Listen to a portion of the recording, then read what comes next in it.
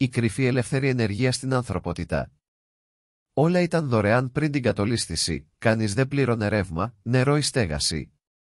Κανείς δεν είχε δουλειά και δεν χρειαζόταν χρήματα.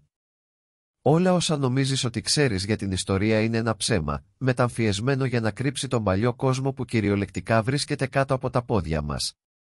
Έρευνα, η πλημμύρα λάσπης, η αυτοκρατορία των Ταρτάρων, τα αστρικά φρούρια και η ελεύθερη ενέργεια. Η ιστορία μας έχει αλλάξει για να μας κρατήσει όλους σε μια αιώνια κατάσταση δουλείας χωρίς ποτέ να έχουμε επίγνωση της αλήθειας. Ο ηλεκτρισμός παράγεται συνεχώς στον αέρα, γνωστός και ως αιθέρας. Όλα τα σύγχρονα εργοστάσια ηλεκτροπαραγωγής είναι απάτη, δεν δημιουργούν ρεύμα με υψηλό κόστος, αλλά αντίθετα αφαιρούν το δωρεάν ρεύμα που είναι πάντα διαθέσιμο από τον αέρα και χρεώνουν εσένα και εμένα γι' αυτό. Ο Τέσλα γνώριζε για τις ελεύθερες πόλεις αστέρων και τη συνεχή ενέργεια που κυλούσε μέσα από τα ραδιοκύματα, αλλά τον έκλεισαν επειδή προσπάθησε να αφυπνίσει την ανθρωπό. Τα αεροπλάνα λειτουργούν και με ηλεκτρισμό στον αέρα, όχι μόνο καύσιμα όπως σας οδηγούν να πιστεύετε.